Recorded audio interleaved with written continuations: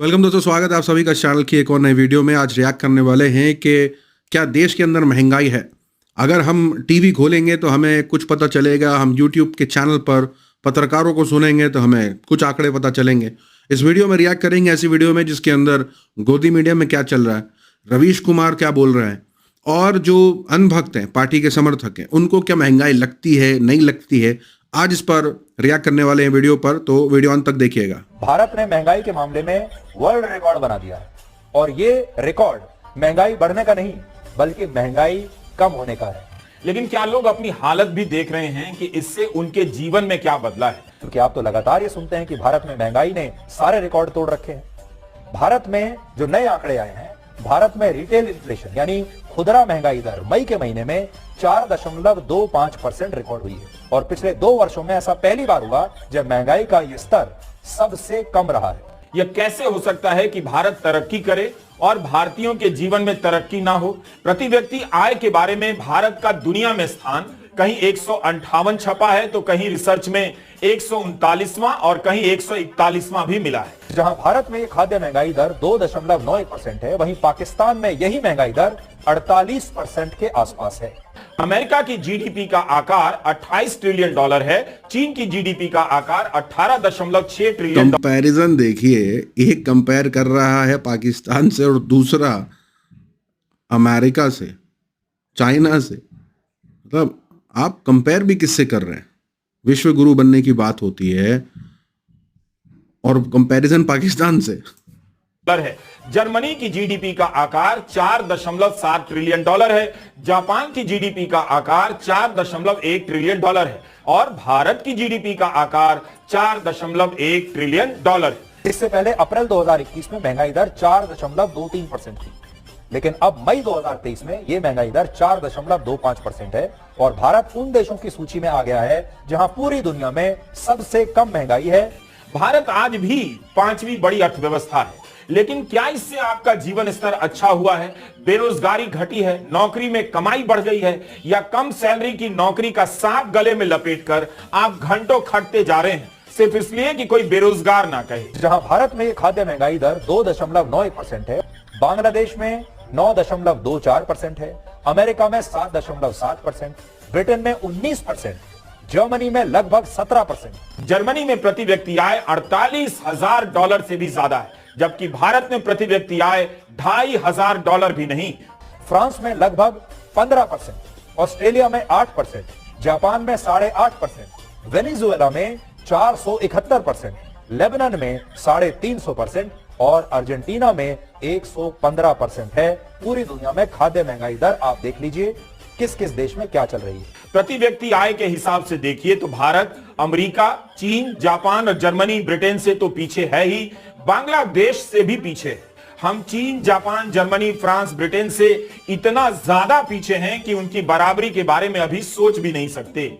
ऐसा ना हो कि जेब में अठन्नी ना हो और आम नागरिक चश्मा लगाकर खुद को अंबानी समझ बैठा हो। भारत की प्रति व्यक्ति आय $2,238 है, ब्राजील की प्रति व्यक्ति आय $7,696 है। चीन और भारत की आबादी आसपास है, मगर चीन की प्रति व्यक्ति आय $12,600 से अधिक है। कितना आगे है चीन भारत से? जर्मनी, जिससे आगे सरकार निकलने का दावा कर रही है, प्रति व्यक्ति आय वहां $51,200 से अधिक है। अमेरिका की प्रति व्यक्ति आय $70,000 से अधिक है। अब देखते हैं कि ये सारी रिपोर्टें एक तरफ हैं जहां पर सुधीर चौधरी का कुछ कहना है, रवीश कुमार का कुछ कहना है। दोनों अपनी तरफ से जो कंपैरिजन कर रहे हैं वो फैक्ट्स की बुनियाद पर सही है, लेकिन जो कंपैरिजन जिस मुल्कों से वो कंपैरिजन कर रहे हैं, जिस तरीके से उसको प्रेजेंट कर रहे हैं, एक के अंदर ये दिखाने की कोशिश है कि कैसे हालात सही हैं, दूसरे दिखाने की कोशिश है कि अगर हालात सही हैं तो देश के लोगों के हालात कैसे हैं, और जिन मुल्कों से आप कंपेयर करते हैं उन मुल्कों के हालात देखिए, और एक तरफ उन मुल्कों से कंपेयर ही नहीं किया जा रहा है। तो ये तो रहा मीडिया के अंदर। अब देखते हैं इससे जो आम जनता है, पार्टी के समर्थक हैं, वो कैसे इस बात को लेते हैं। उनके मुताबिक महंगाई है कि नहीं है, सुनते हैं। महंगाई को कैसे देखते हैं आप? अब व्यापारी हिसाब से महंगाई देखेंगे तो महंगाई हमारे समझ से नहीं है। अच्छा, एकदम है।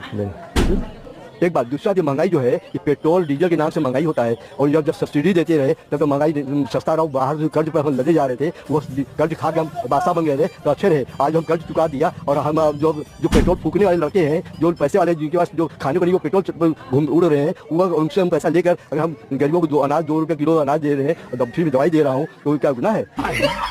और रोड बना रहा हूँ ईमानदारी से, रोड बन रहा है, हाईवे बन रहा है, ये गुनाह है? स्टैंड है महंगाई महंगाई महंगाई। रिजर्व बैंक भी गलती करेगा। सुनिए, महंगाई ऐसा है, अगर महंगाई होता तो हर एक रिक्शा वाला भी चिल्लाता। जहाँ पर 8 आना रिक्शा वाला लेता रहा, आज 25 वाला ले रहा है रिक्शा। अरे कहना क्या चाहते हो? हम आप मुसब्बी रस नहीं पे रिक्शा वाला जाकर मुसब्बी रस पीता है, कहाँ महंगाई है? नहीं है, ये अंधभक्त है। अरे कहीं महंगाई है या नहीं? महंगाई तो इस समय नहीं है। महंगाई आबादी के अनुसार महंगाई नहीं है। जब हम कह रहे पेट्रोल बढ़ा है तो क्या मजदूरी नहीं बढ़ी है? मजदूरी पहले 100 रुपया था, 400 रुपया मजदूरी है, 500 रुपया मजदूरी है। 500 में खाजी नहीं लेगा। महंगाई कुछ नहीं बढ़ी, हम लोग महंगाई बढ़ी है तो हिसाब से आमदनी बढ़ी है ना। मैं कल की चिंता नहीं करता, उतनी सेविंग्स है मेरे पास। मेरी फटी पड़ी है परसों को लेकर। यही हो रहा है। ₹100 में अरे यार महंगाई, आप क्या करते हो? नाव चलाते हो? कुपाड़ी करता हूं। कुपाड़ी बिजनेस है। कुपाड़ी का दाम बढ़ा कोई? कुपाड़ी नहीं बढ़ा है। अरे चीज का दाम बढ़ा है। बढ़ने का क्या मतलब है? वो तो सब चीज का कुछ न कुछ बढ़ा है। अरे महंगाई बढ़ी है कि नहीं?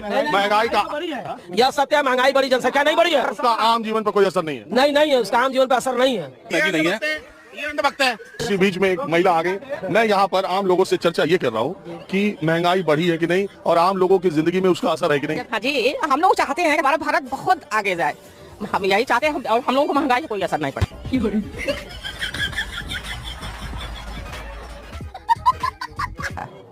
आप पे पैसा ज्यादा होगा लग रहा है। पैसा नहीं है, हम लोग आम आदमी हैं, हम लोग पूजा पाठ करने वाले आदमी हैं और कुछ नहीं। गंगा मैया की कृपा है, काशी नगरी में कोई भूखा नहीं सोता है।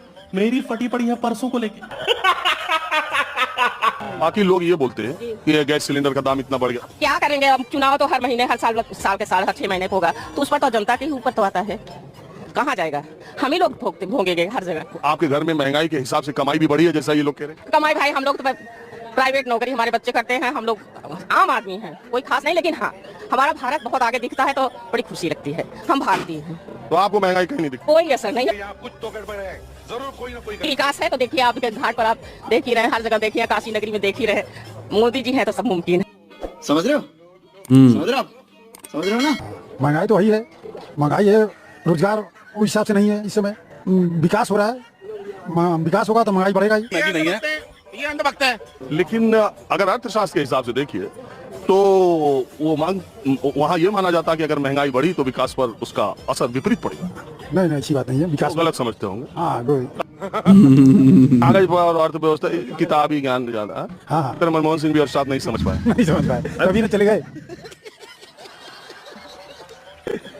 बदल लिए गए। हाँ, रोबोट थे, वो तो दूसरा कोई चला रहा था उनको। क्या बात करते हैं? है उनको तो पीछे से पैकिंग। मनमोहन सिंह को अर्थशास्त्र की कोई जानकारी थी नहीं? नहीं। अभी बदत है भाई, अभी बदत है। ये वही हिंदुस्तान है जिसके पास परचेज करने की क्षमता महज 15 दिन की बच गई थी 1991 में। महज 15 दिन की दुनिया के सबसे पीछे हो चुके थे। 15 दिन बाद भारत बर्बाद हो गया। भारत को गिरवी रखना पड़ता। उस समय पीवी नरसिम्हा राव का दिमाग काम नहीं कर रहा था। उन्होंने सारी जिम्मेदारी उठा के सौंप दी मनमोहन सिंह, और जब मनमोहन सिंह ने जिम्मेदारी संभाली तो देश की अर्थव्यवस्था को पटरी पर लाया। आपको क्या लगता है काम नहीं किया? क्यों नहीं कर रहे मोदी जी? क्या काम नहीं कर रहे? आवास योजना मोदी जी ने दी है। अच्छा, ठीक है, रोड सड़कें सब बनाए। बहरामपुर की हालत इतनी खराब थी, बहरामपुर हमारा इतना सही बन गया है। ठीक है कि मुसलमानों को घर नहीं दिया जा रहा। जैसी सोचे वैसे तो रहेगा। तुम सोच रहे हो कि हिंदुस्तान में रह खा यहाँ कर रहे हो, गा तुम पाकिस्तान कर रहे हो, तो चले जाओ पाकिस्तान, क्यों हो हिंदुस्तान में? समझ गया। अभी बदत है भाई, अभी बदत है। ये दोस्त अभी बताइए, मुसलमानों को देशभक्ति का पाठ पढ़ाते ये चंद लोग हैं, चंद, और उनको खुद नहीं पता होगा। वंदे मातरम की 4 लाइनें सुनना चाहता हूँ। आप क्या हो ही बताओ, आप क्या हो ही बताओ। मैं देशभक्त हूँ और भारतीय हूँ। गलत बोल रहे हो मोदी जी, योगी जी के बारे में। देशभक्ति में सवाल किया, अगर ये देशभक्त है तो वंदे मातरम की 4 लाइनें सुना दो। सुना दो, मेरा मुंह तो निकल गई, क्या बताऊं भैया? सुना दो, जस्टिफाई कर दो अपनी देशभक्ति। क्या? 4 लाइन सुना दो वंदे मातरम। वंदे मातरम की। ये कहाँ फंस गया भाई मैं? दे उम्मुए फिराल। ये क्या होता है? दे उम्मुए फिराल।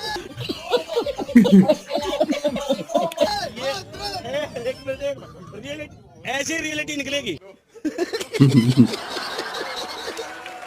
ये जितने लोग हैं ना जिनको मुसलमानों में पाकिस्तान वंदे मातरम ठीक है, वही लोग हैं जिन्हें वंदे मातरम याद नहीं, जिन्हें राष्ट्र का रा नहीं पता, जिसे देश का दा नहीं पता, वो देश के बारे में बताने लग रहे हैं।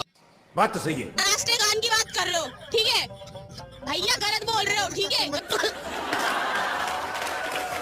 बताता हूँ, ये बहरामपुर के अंदर एक इंटर कॉलेज दिखा दे, एक सरकारी अस्पताल दिखा दे, है क्या?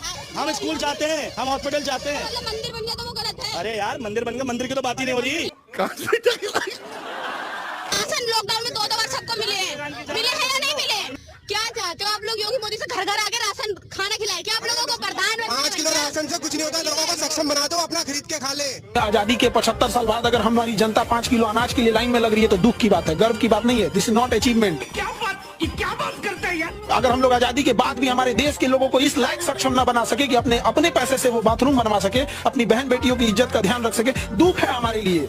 ये बड़ी अच्छी बात कही है। तो जैसे कि आपने देखा कि भक्तों के मुताबिक तो शायद महंगाई है ही नहीं, और अगर है भी तो रोजगार भी बढ़ा है, तो उनको ज्यादा महंगाई लगती नहीं है क्योंकि देश आगे बढ़ रहा है। एक तरफ चल रहा है कि महंगाई है, बेरोजगारी है और आम जनता परेशान है, और एक तरफ ये चलाया जाता है कि महंगाई है तो दूसरे मुल्क को देखिए, और जिन मुल्कों से उनको कंपेयर किया जाता है मुल्क की खुद ही हालत ख़राब है, उन मुल्कों के प्रॉब्लम्स ख़त्म नहीं होकर दे रहे, तो उनसे कंपेयर किया जाता है कि देखो खुश रहना सीखो, तुम्हारे पड़ोसी मुल्क के तो बहुत बुरे हालात हैं। और ऐसे बात होती है कि हमें विश्व गुरु बनना है, हम चाहते हैं बड़े बड़े मुल्क हमसे राय मशवरा करें, हमसे बात करें, तो ऐसे बात होती है कि हम इस लेवल पर पहुँचें, जिसमें गलत नहीं है, बिल्कुल होना चाहिए। लेकिन जब ऐसे जीडीपी की बात आती है, जब रोज़गार की बात आती है, महंगाई की बात आती है, तो अचानक से ऐसे मुल्कों से कंपेयर हो जाता है जो भारत से एकदम नीचे है। तो ये मीडिया के अंदर जो है, आप कैसे देखते हैं इसे? बताइए कमेंट में अपनी राय। मिलूंगा अगले वीडियो में। अपना ख्याल रखें।